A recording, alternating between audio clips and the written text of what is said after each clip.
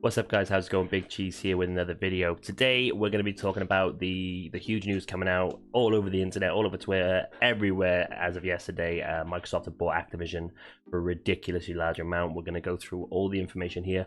We're not going to be touching on any rumors or anything like that. We're just going to go through all the official information that's being released from Microsoft themselves and from Activision themselves. Before we get into the video, guys, if you could hit that sub button, hit that like, hit that bell, I'd really appreciate it. Let's get straight into it. Okay, guys, yes, so yesterday Xbox put out this tweet around 1:30. Today's a historic moment. We're excited to announce the world-renowned franchises and talented people at Activision and Blizzard will join in the Xbox team. Full announcement details here. So here is the full article that they put in the bottom of their tweet there. We're going to go through it now. I just want to talk about the price first. The price has been confirmed as $68.7 billion for buying Activision and Blizzard. And it's just, that's insane. When you compare that to the Bethesda deal, which was, if I remember correctly, $7.5 billion, it's insane. It's absolutely insane. I remember how everyone was talking about how that's a crazy amount of money when that deal happened, and then they go ahead and just times 10 it for this one. It's absolutely insane. Obviously, the picture at the top of the article here, they put the titles they want to scream louder about: Overwatch, Diablo, Call of Duty, World of Warcraft, Candy Crush, and StarCraft.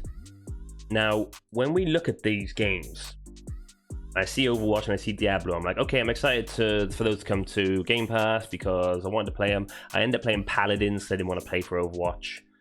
And I touched on Diablo. The first one, I think it was free at some point, but I didn't buy the remake or anything like that because the price tag, and I was like, oh, I'm okay for now. I've got plenty of games to play. I'm good. World of Warcraft, I'm not really sure what's going on over there. I think I heard Blizzard are a bit of a mess, so whatever.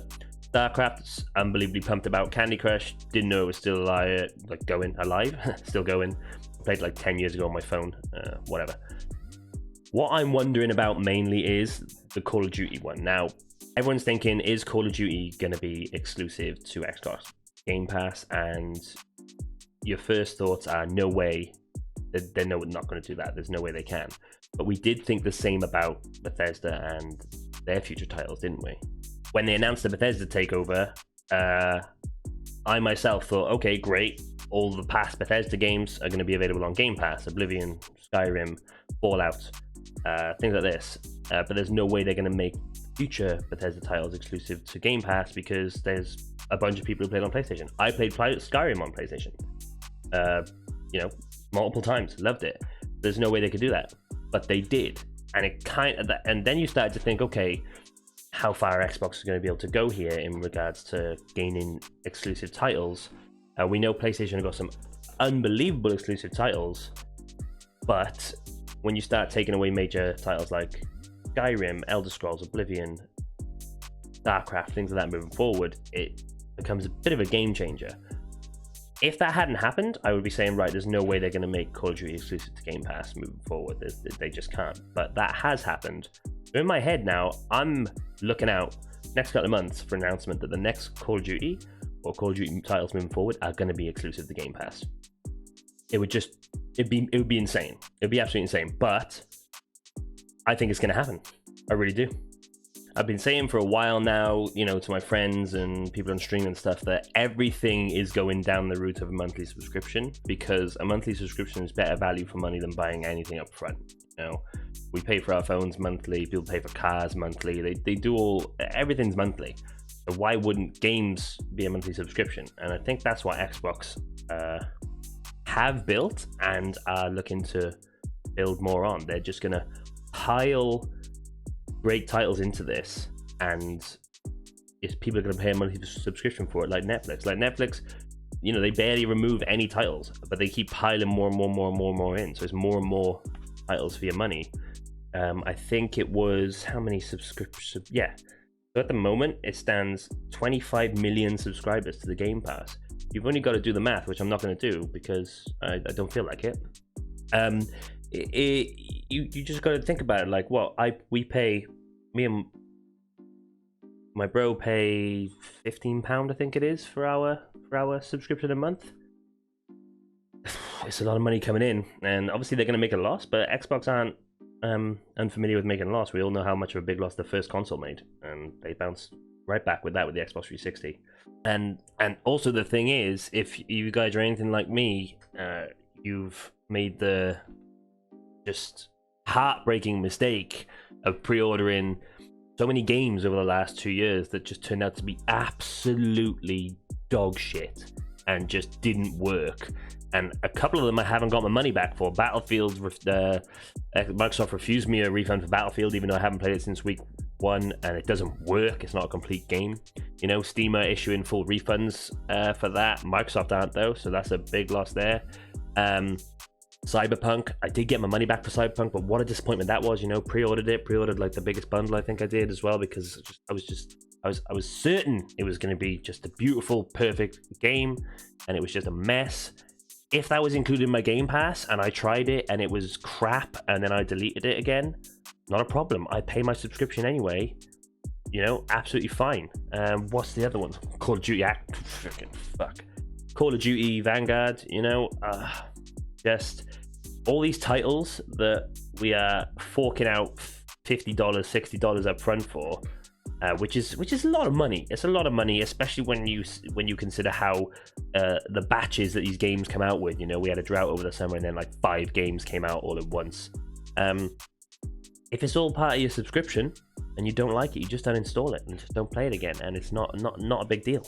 You haven't lost anything essentially. Oh, that was the thing I want to talk about. Like titles that are coming over: Crash Bandicoot and Spyro. These guys, these characters. When even though that Microsoft have bought these titles and they're coming over on Activision, when someone says Crash Bandicoot and Spyro, you think PlayStation. I played all these games on PlayStation. I think Spyro's coming over because Skylanders is coming over, so I think that all ties in there. But these are PlayStation's characters. These are PlayStation's characters that Xbox are snatching up, and they're all coming over. Tony Hawk's, you know. I mean, I haven't played the remasters, but I know there's a fan base, and with every one of these titles that are bringing over to the Game Pass, the die-hard fans of these titles are all going to come over with them, and it's just going to make more members of the Game Pass and more subscribers.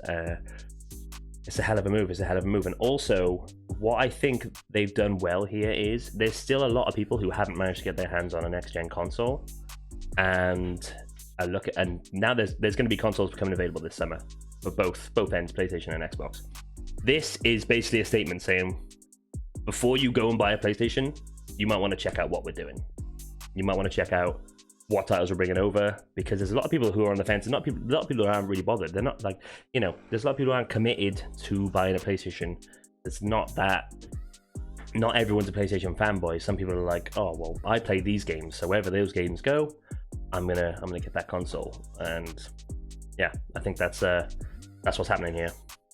So you guys, let me know what you think about this in the comment section. Let me know if you think it's going to cause any problems for gaming. You know, I got a lot of articles on my to-read list. A couple of them are titled, "Is this good for gaming? Is Microsoft buying up all these things good for gaming? Is it going to restrict certain players from playing certain games?" Exclusivity's always been a thing, so you know, it's not really business is business, right? It would be nice if everything was just on one console and everyone played, because obviously over the years you've always had friends who you couldn't play with and things like that.